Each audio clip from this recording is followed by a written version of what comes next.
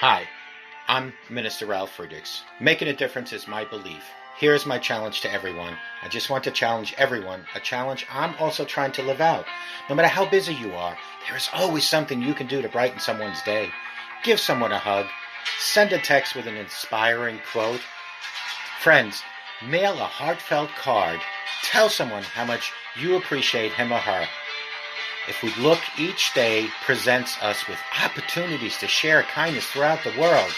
My core belief that we are called to not only love God and love people, but to carry out the Great Commission and share the eternal message of Jesus Christ.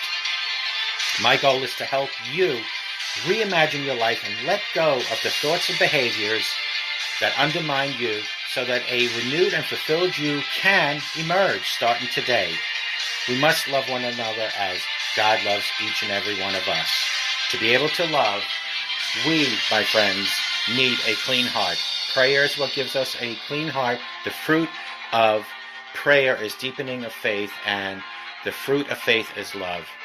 I hope each and every one of you remember to show compassion and have a great life ahead of you with Jesus Christ.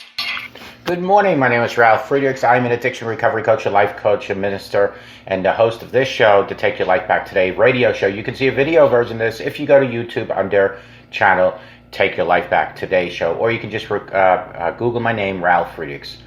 6 things not to say to your sober friends. If you have any friends that are sober, do not say any of these 6. So your friend has announced that they don't drink alcohol anymore. Knowing how to respond to this statement is as much as about what you should avoid as what you should say and do. To help you, I've compiled this video with the 6 top things not to say. That's not to say to your sober friend. To recover from alcohol use disorder, a person has to go through a transformation which takes dedication and commitment. Someone struggling to recover is dependent on the support of other people around them. It's vital to understand that any attempts to manipulate them into drinking alcohol can have a disastrous effect on their efforts to stay sober. Even if you say the wrong thing unwittingly, your friend could be triggered to a relapse. To support your friend/friends at the time they need help most, avoid asking them any of these 6 questions or statements that I'm going to make. Things your sober friend doesn't want to hear at all. But why don't you drink? How long have you been sober? I didn't think you had a problem. I'm not going to drink then. Oh, go on, just a little one. You only live once, and maybe you shouldn't come to the bar with us anymore. Those are the 6 things that your sober friend does not want to hear. But why don't you drink? Well, why don't you drink? Sober people get tired of answering this question. In fact, sober people are pretty content with not drinking, but they do get bored with this line of question. Why don't you drink anymore? Flip this on its head and imagine someone asking why you are drinking alcohol. You wouldn't be particularly impressed with that intrusion, would you? So if your friend is fine with you drinking, why should you be bothered if they choose not to drink alcohol? Think about that. Some people might have experienced some, embarrassing or frightening alcohol-related experiences. Constantly reminding them of this is likely to make them feel uncomfortable. While you might be genuinely interested, they could regard a simple question as interfering. Leave the contents of your friend's glass alone. It makes no difference to you what they drink, do they? Or does it, I should say. The second question that I mentioned previously, how long have you been sober then? Again, this puts someone firmly in the spotlight. If someone is not stable in their recovery journey, this could make them feel quite uncomfortable. Getting sober is by no means always a smooth ride.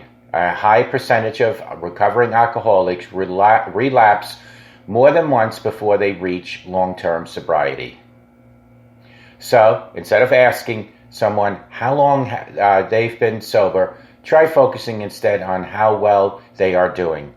That said, it's still unnecessary to go overboard. A sober person typically doesn't want you to make them the center of attention. Move swiftly on to the next subject and don't bring up the theme of sobriety unsolicited. The third question that I mentioned previously, I didn't think you had a problem. That's a huge one.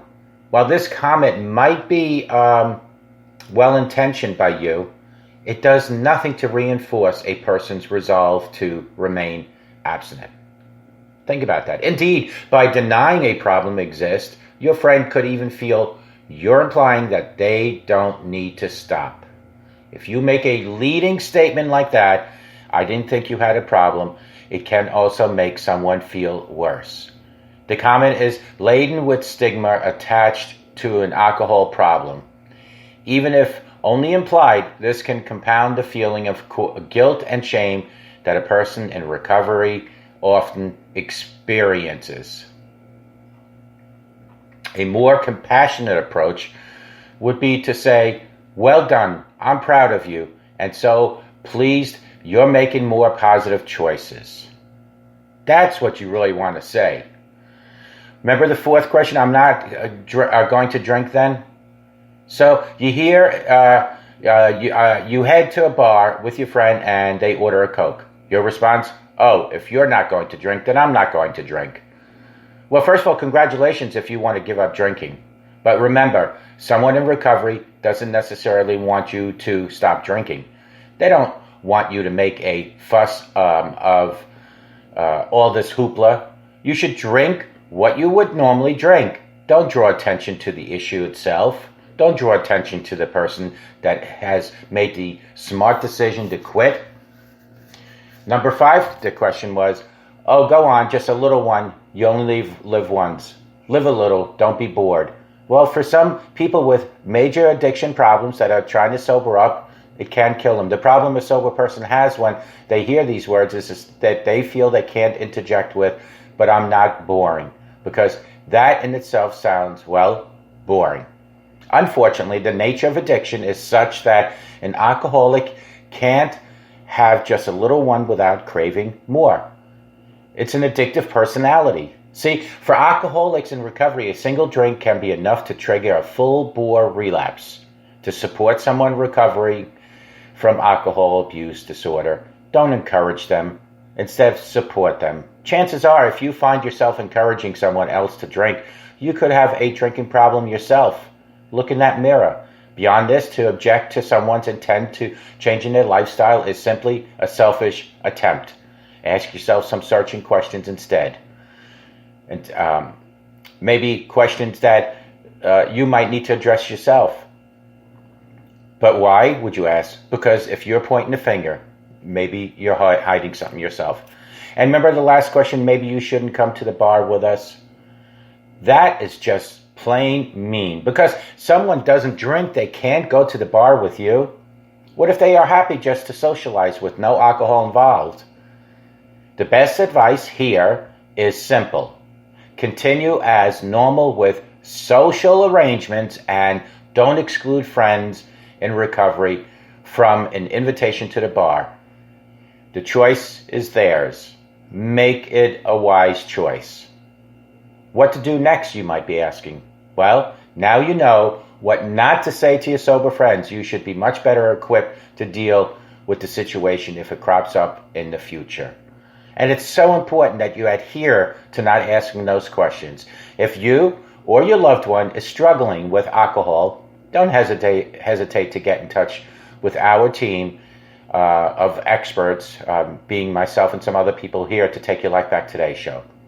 You can call me or us right now at 844-405-HELP, and we'll help you today to get your life back for a better tomorrow. Call me at 844-405-HELP. Together, you and I, we can help each other take our lives back. Be good to yourselves. Be good to each other. Remember, a simple smile to anyone can change that person's day and their life. An update, I had the Johnson & Johnson vaccine yesterday. No side effects yesterday afternoon, but this morning woke up, had a bad night sleeping. My arm hurts. I feel nauseous. and I'm running a slight fever, I think. I'll update you more tomorrow. Take good care, and may God bless each and every one of you. Have a great day, and God bless you. Bye-bye.